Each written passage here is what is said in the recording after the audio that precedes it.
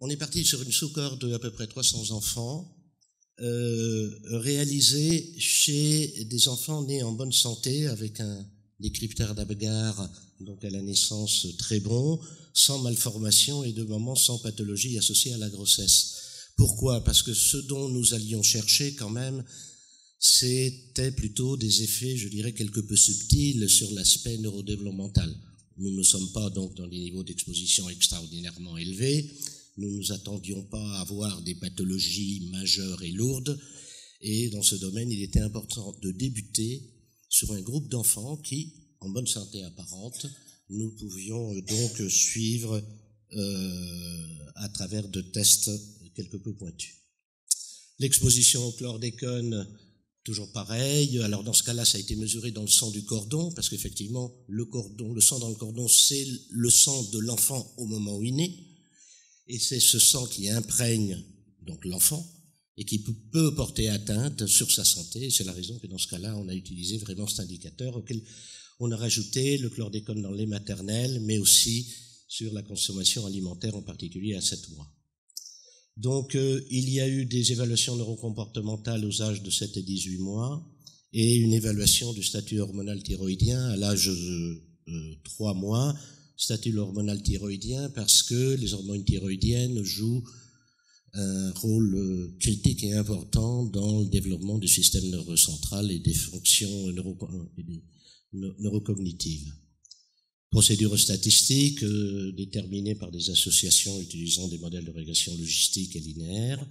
Toujours pareil, c'est très important en épidémiologie, de prendre en compte de nombreux facteurs potentiels de confusion. Et dans ce cas très particulier, on a tenu compte aussi d'un certain nombre de coexpositions dont on sait qu'ils jouent un rôle assez important sur le développement neurocomportemental des enfants, notamment le mercure, le plomb, des polluants persistants comme le DDE et les PCB, mais aussi de tenir compte de certains apports protecteurs, en particulier en sélénium et en acide gras de type oméga 3, le DHA. Alors, on va passer en revue les différents tests et je vais vous parler de tests et de résultats voilà, parce que c'est un peu complexe. Alors, les choix des outils et des tests qui ont été utilisés, il y en a en fait une myriade, mais on les a quand même sélectionnés par rapport aux hypothèses qu'on avait. On ne peut pas partir à la pêche comme ça pour voir si on capture quelque chose. Rappelez-vous, hier, je vais vous parler des effets neurologiques chez les hommes exposés à des fortes concentrations à Hopewell. Il faut savoir que ces données ont été observées lors d'expérimentations animales chez le rat et la souris, et donc on avait quand même un certain nombre de pistes. Le premier test a été fait à l'âge de 6 mois, qui est un test d'acuité visuelle, qui est destiné à estimer l'acuité visuelle binoculaire chez un enfant d'âge préverbal à travers vous voyez, une enquêtrice, on lui fait passer des cartons avec des lignes, et elle observe à travers des petits trous, enfin, sa réaction et son attention vis-à-vis de ces différentes lignes qu'on lui fait passer à des épaisseurs différentes. Bref, par rapport à ce test-là, eh bien, on a observé que l'exposition estimée dans le sang de cordon ou via son alimentation, donc estimée à l'âge de 7 mois, n'était associée à aucune modification de cette capacité d'acuité visuelle. Le deuxième test était celui d'évaluer son développement cognitif selon le test de Fagan. Alors, ce test-là a comme objectif de tester la mémoire de reconnaissance visuelle par la mesure de la préférence pour la nouveauté. En fait, on mesure le pourcentage de temps accordé à l'observation d'une nouvelle image. Il faut savoir qu'à cet âge-là, les bébés ont une tendance à regarder un nouveau stimulus visuel beaucoup plus longtemps. Et le principe, c'est de lui faire passer des images qui, a priori, reconnaît, puis un autre couple d'images, et normalement l'enfant se souvient de cette image et son regard va se diriger vers cette nouvelle image. Cela suppose qu'il se souvient de l'ancienne image. Et là, on va revenir à cette capacité qu'on va appeler de mémoire récente et qui, on savait, qu'avait été altérée chez les ouvriers donc exposés à Hopewell. Voilà. Et puis, tout cela, on le complète avec la mesure de la vitesse de traitement de l'information, qui est le temps nécessaire pour encoder l'information dans la mémoire. Donc ici, ce qu'on a observé, c'est par rapport à l'exposition donc estimée dans le sang du cordon, c'est que les nourrissons donc qui étaient les plus exposés donc au moment de la naissance, eh bien avaient un score diminué, plus faible. Vous voyez ici significatif pour ce qui concerne la préférence pour la nouveauté. Néanmoins, la vitesse de traitement de l'information, elle n'était pas modifiée. On avait un résultat également dans une tendance plutôt d'un moins bon score pour le chlordécone via l'alimentation, même si d'un point de vue strictement statistique, il n'était pas significatif, mais on était un peu dans la même tendance.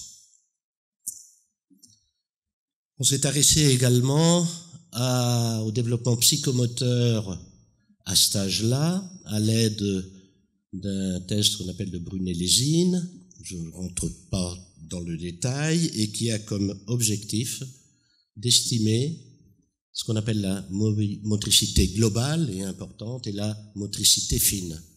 La motricité fine, à cet âge-là, est la capacité, par exemple, d'un enfant à pouvoir appréhender un objet, un cube, de l'appréhender, de le tenir.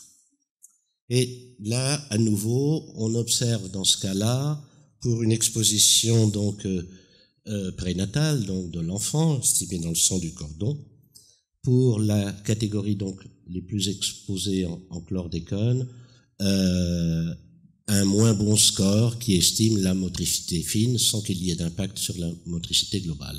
Par contre, l'apport par l'alimentation n'est pas apparu modifié, même si on a un autre ratio un petit peu élevé.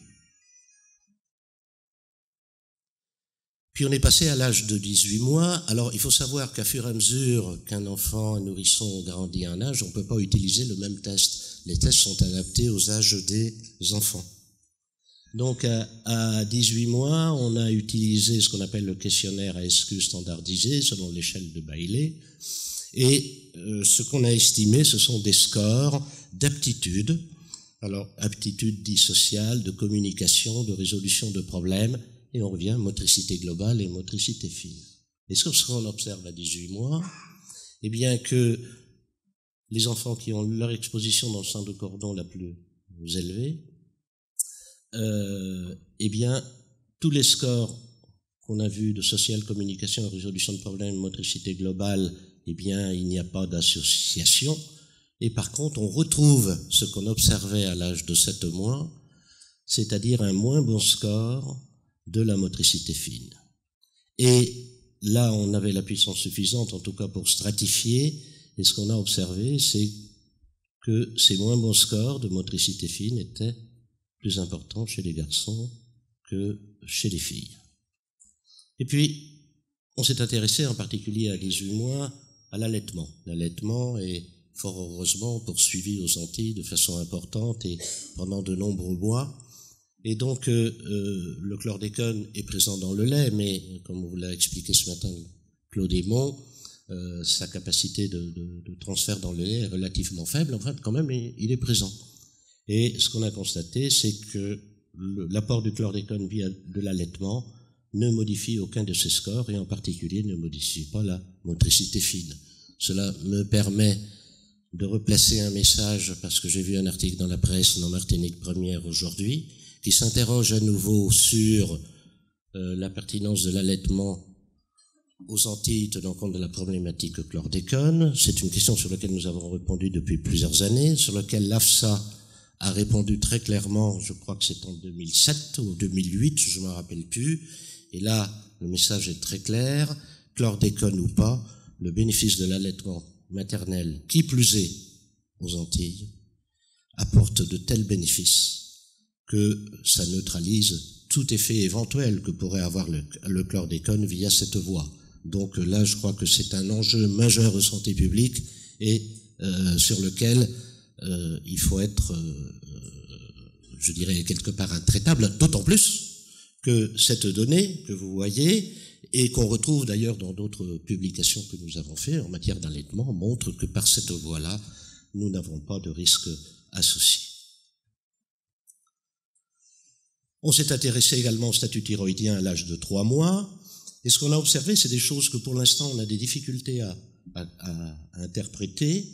Ce qu'on a vu, c'est que l'exposition au chlordécone toujours dans le sang du cordon, et uniquement dans le sang du cordon, puisque vous voyez qu'il ne se passe rien avec le chlordécone dans le lait, eh bien, est associée à une augmentation de la TSH chez les garçons, et c'est l'hormone qui va produire ce qu'on appelle les fractions actives des hormones thyroïdiennes, la T3 et la T4.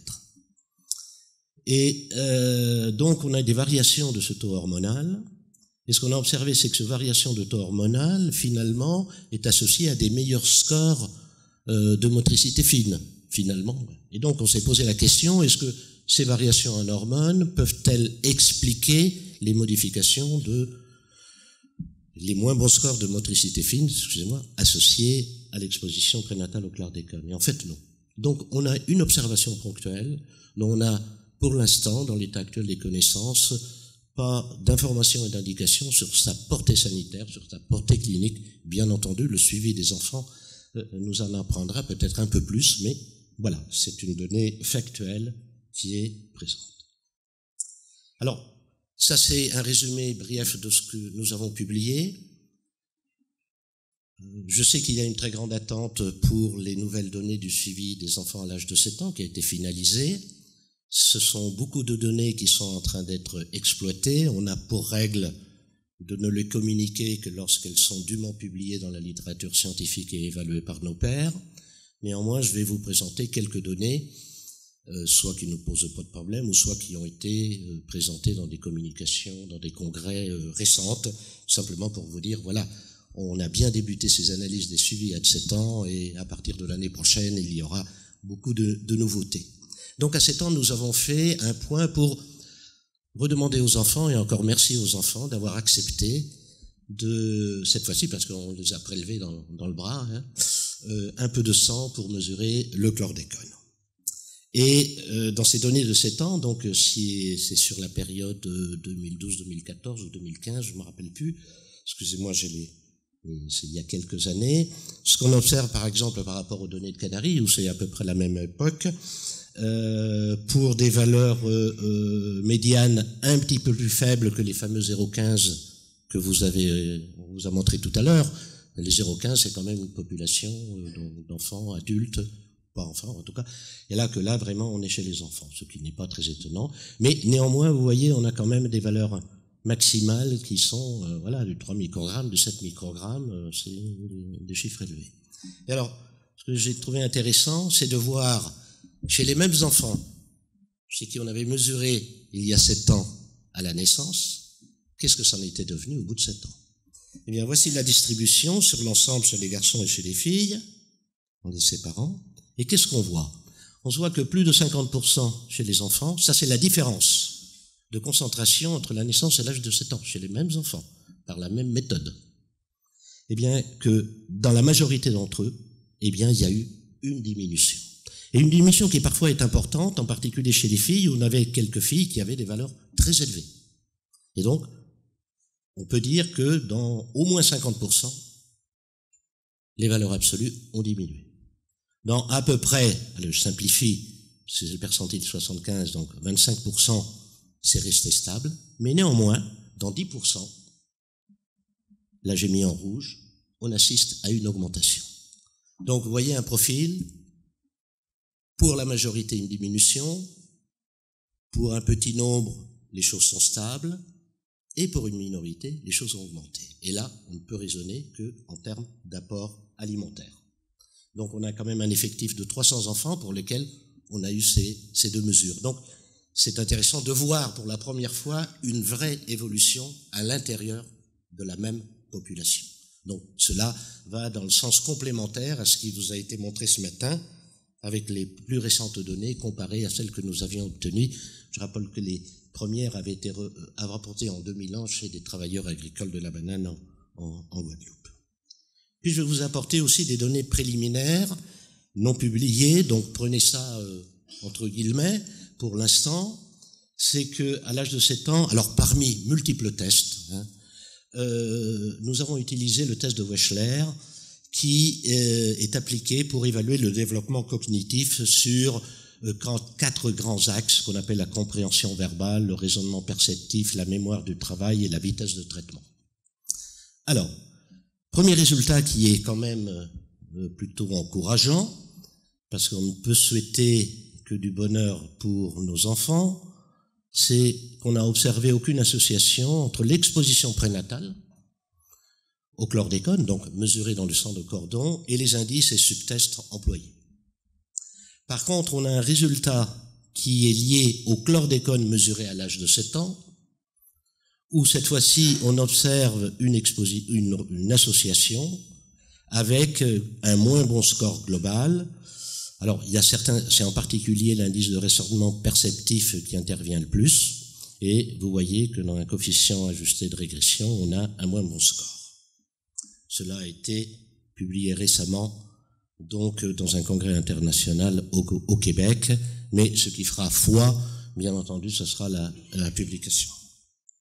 Donc en conclusion, l'exposition prénatale au chlordécone est associée à une plus faible préférence pour la nouveauté, ainsi qu'à des moins bons scores estimant la motricité fine, et ces résultats sont cohérents avec les troubles de la mémoire récente, ainsi qu'avec les tremblements intentionnels des membres constatés chez les animaux de laboratoire, mais aussi chez l'homme exposé à des fortes doses, donc lors des épisodes de Hopwell.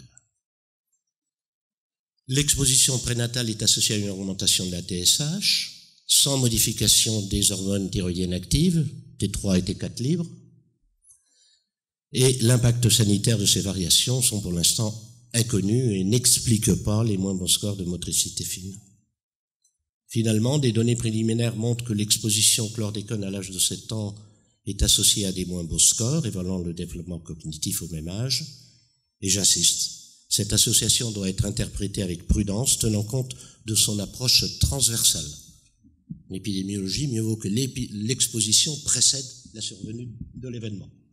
On peut, dans certaines circonstances, faire une photo transversale, mais vu en plus la diminution globale qu'on a eue du niveau d'exposition, voilà, il faut la prendre entre des pincettes.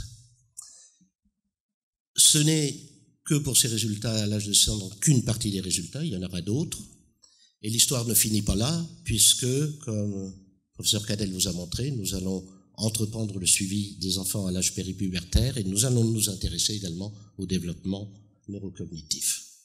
Voilà.